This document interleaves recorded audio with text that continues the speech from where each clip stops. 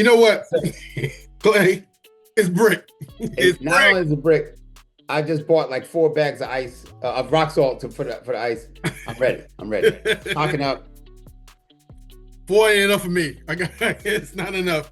I got a long driveway. Yeah, see, I don't have a driveway. I don't have a driveway. It's gonna be. But you look, did we used to play and stuff like this when we was it this cold when we played? You know, as Baby Express in the Flag Football League. Did we? I believe we had a couple of games like this, It was but we were young and foolish. very, very. Oh man. I did things in my 20s that I wouldn't do now, and that was one of them. And I'm gonna be dressed though. You gotta have your giant gear on. You gotta be ready. You gotta. But even then, when we played in the cold weather, I still had on like 2-3 pair of long johns. I had a Parker sweatshirt. I was not. I mean, I was not cold because I got dressed so warmly, but I could barely move. I mean, I still had a little something, but not the breakaway speed. Anyway, back in the day. Clay from Brooklyn, football with the fellas, and who am I here with? It's your man Mazo. It's all about Big Blue. It's all about Big Blue, baby. It's all about Always, Big Blue. always. Hey, In any kind of weather. Giant. Mr. Harbaugh is making some moves. I see that. He came in. He's made a couple of appearances. Saying hello, but he has put his stamp on his team. Yes, sir. Pretty quickly. Yes, sir. I think in our pre-show talk, we were mentioning to me that like there's some new coaches now that we got. Yes. So what he did is the person that Mike Kafka had elevated from tight ends coach to offensive coordinator was Tim Kelly, and Harbaugh kept him on as tight ends coach.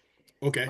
The person that Kafka had elevated from linebackers coach to defense coordinator was Charlie Bullen, and Harbaugh has kept him on as linebackers coach, outside linebackers coach. And then he also brought over someone from the Ravens, Willie Taggart, who on the Ravens had been running backs coach / assistant head coach. Ooh, so that shows you how much respect he has for him. He had him as his assistant head coach, but he hired him here as the running backs coach. So those three are filled now. Obviously there's still more to come, but those three are filled. I'm just thinking like I'm like, okay, we got the tight end coach position. We love our tight end room. We got tight end. Tight ends.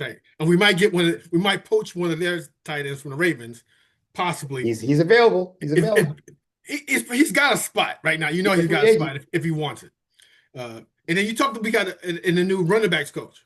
Right. Right. We kept our running backs coach. No. He brought his running backs. We brought a new one in. Right. So might he bring some guy that we call Turbo from? Turbo might get another look because he got fresh eyes, and maybe this new coach can say, you know what, this guy is pretty fast. He should not be on the practice squad. I sincerely hope so. Nothing would make me happier than for Turbo to get some burn. If he doesn't work out, he doesn't work out. But right, get some burn. One question though. Any mention of anybody on special teams or like a field goal coach? Somebody can help. No, he let the special teams coordinator go, so we don't have that position filled yet. So he's gone. We did, in fact, as you know, supposedly offered the offensive coordinator job to Mr. Monken, but he's still interviewing for head coaching jobs. Right. So that's basically his job to turn down. Right. Well, even with that, I thought about that. He'll have to go through the whole, you got to bring in a certain number of guys in to. No, he did that already. He brought enough. The Rooney Rule, I believe, has been filled for all the positions already, at least as far as I remember the reading that the Rooney Rule is satisfied for head coach, offensive coordinator, and defense coordinator already. Now it's just a question of who are we going to hire. There's a couple of names floating out there for defense coordinator too, as we talked about last time. Rex is one of them. I'm telling you right now, Clay, and Big Blue fans, you probably seen it too. If you go to YouTube, you'll see a whole lot of Rex Ryan videos all of a sudden, and he's talking about the Giants. He's talking Giants defense, and you think somebody is like trying to audition for a position? Listen, I ain't mad at him. And if we hired Rex, I would be fine with that. Rex is a very aggressive, successful defensive coach. I would be fine with that. I don't think he's going to do that. He meaning Harbaugh. I don't think he's going to do that. But if he does, I'm okay with it. Okay. All right. I've All been right. hearing about Anthony Weaver. I've been hearing about Jim Leonard. Like, there's other names that are in the mix as well. Antonio Pierce is the one that I would love to have. Yeah, that I'm would be a big great. fan of his. I saw something someone posted the other day saying, he got run out of the Raiders job after 1 year, and everybody was saying he did a bad job until they saw Pete Carroll with the same team the next year, and they're like, "Oh, that team is just terrible. Maybe Antonio Pierce wasn't the problem." Right, right, Because right, nobody thought Pete Carroll couldn't coach, but right, he only lasted 1 year there. So, right. maybe it wasn't Pierce's fault. Maybe Not it at all. was a Not at bad all. situation. So yeah, I would be happy to have Antonio Pierce as our defensive coordinator. I would say if he calls me, if Harbaugh calls me and says, "Yo, Clay from Brooklyn, who would you like?" It's Antonio Pierce. That's who I pick. Now, if we said that between him and Rex, who would you pick? Would that be tough? Still Pierce, still Pierce, Still Pierce? and mostly because of age. I mean, Rex has been out of the game for a little while now. He's not a young man. Rex, you had your shot. You did your job. Yeah. I'm ready to see Antonio Pierce. Not that Pierce is a young man, but he's a lot younger than Rex. Oh, well. And I just feel like he's got that giant, blood. He Oh, was yeah, a he does. part of our last successful run, and I'd love to see him come back. But listen, maybe Harbaugh doesn't want anybody with giant ties. Maybe that's part of the whole, moving Ronnie Barnes, who is, our head trainer for like a million years and in the Hall of Fame already. And he changed his title. I mean, technically he didn't change his title, he changed his role, right? He still got the same title, but he's not going to be on the field as much, doing the day to day. And a lot of people are thrilled about that because they feel like, we get hurt all the time. Well, is that the trainer's fault that we get hurt? Could it be? Well, that's what the pushback is why would you blame the trainer? The trainer is the guy who's supposed to get you back on the field after you Right, got hurt. He's not the one who's supposed to keep you from getting hurt. right, Now, if you right. want to blame that AstroTurf, that's a different story. That could be something. That could definitely be something. Or want to get like a yoga specialist in, and so we have no hamstring pulls. The guys be more flexible. It works for Listen, me. I don't understand why they don't do that. I mean, listen, we get all kinds of injuries. We get hurt in the shower. So, I don't know. exactly. I think we just cursed.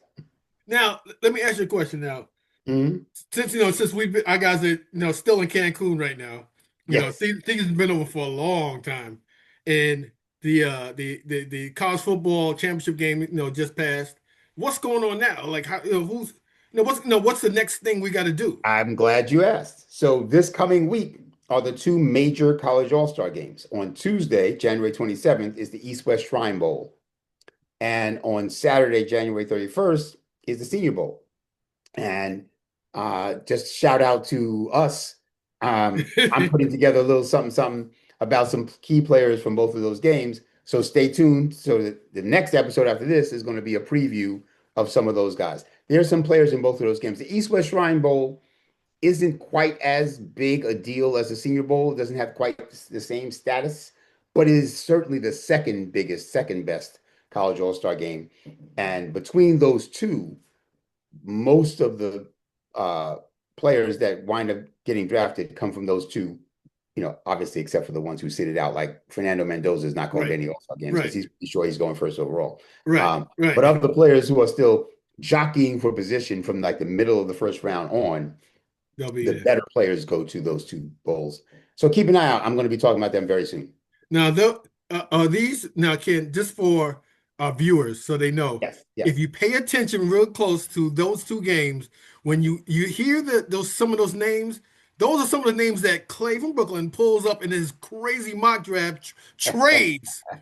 He's thinking about some of those guys. So please pay attention. Like the next episode coming up, pay attention, real close attention to that. You'll see some of those guys in there. I'm telling you, you guys think I'm crazy, but this is what he does.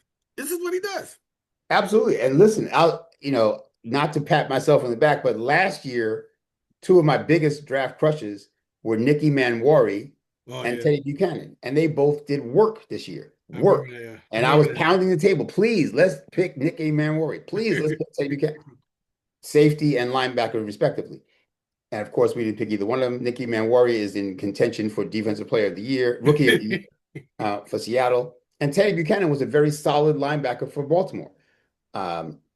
Two positions that we don't need help in, huh? Yeah, Okay, I see. I see. Okay, we don't need a but safety. they're rookies, so we can't poach them yet. As much as I'd love to, we can't poach them yet. But as you mentioned, there are some people on the Ravens who are free agents now. And if they like playing for Harbaugh, they can still play for Harbaugh. Oh yeah, Baltimore's not far from New York, so Right. They don't even have to sell far their at house. all. They can just commute. You'd be right there. They don't have to change their home address. They can stay right where they are. That's what and I'm saying. They can just commute from there, especially if they've already moved into, a little bit north of Baltimore. This is what Anyway, listen, I don't want to get too carried away with that part yet. There'll be episodes about that later. Got it. But we would love to know what you guys think. What do you guys think about this upcoming East-West Shrine Bowl and the Senior Bowl? Have you been looking at anybody? Have you got any draft crushes already? Because listen, this is our playoffs, right? Oh, exactly. All season is the Giants playoffs. Between free agency and the draft, that's what we're all about. Hey, I got a draft crush already. Jordan Tyson. Okay. He's my guy. He's my guy. I ain't mad at you. Jordan Tyson, very great, very talented wide receiver. You're gonna see Clay from Brooklyn and we're gonna be going back and forth because, like you guys, a lot of people like me, we want a wide receiver early. He's got some other things, he's thinking about. Yeah. I do not. Now, don't get me wrong, Mazo. If we pick Jordan Tyson, I ain't mad at you. I ain't gonna be like, oh man, we got Jordan Tyson. That's not what I'm saying. I'm just saying I think there are bigger fires that need to be put out first. But Jordan Tyson would be a beast, no question. That's that man. Now, people, what do you think? What do you think, people? Because he's doing it again. He's doing it again. Do you want a receiver, or do you want something that Clay from Brooklyn wants? Defense. Which is not. He wants a defensive guy, or he wants. I don't know. But I don't want in the comments, please. Somebody support me on this one. Because if someone tell Clay from Brooklyn not where he should go, but what he should be doing, what he should be thinking about. Please. I don't want a receiver in the first or the second round. I'm not. Unless we trade down and wind up with 3 or 4 picks in the first 2 rounds, sure. But if we have 1 pick in the first and 1 pick in the second, to me, they need to both be defense. He's lost it. The first one's got to be a receiver. The second one could be whatever you want. The first one needs to be a receiver.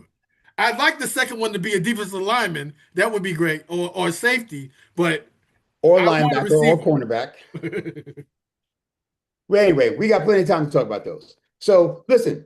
That's what we think, and that's what we're going to be looking at for the next couple of weeks. So stay tuned, because a lot of episodes going to be upcoming talking about these players in free agency and the draft that we have our eyes on. But we want to know what you think. Oh, yeah. So, Clay from Brooklyn, football with the fellas. And who am I here with? It's your man Mazo. It's all about Big Blue. Yes, sir. Hey, remember, this is our playoff time. This is the big time for us. So we appreciate you being with us during the regular season. Now it's our off-season, playoff time. We appreciate you. Again, that's Clay from Brooklyn over there. Mazo, we appreciate you. Peace.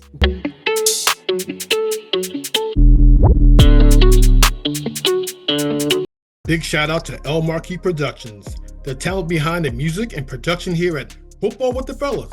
It's all about Big Blue. Their beats bring energy and excitement to every episode. El Marquis' skills in mixing, mastering, and creating top quality sound make the podcast come alive each week. For your own projects, check out elmarquisproductions.com and take your sound to the next level.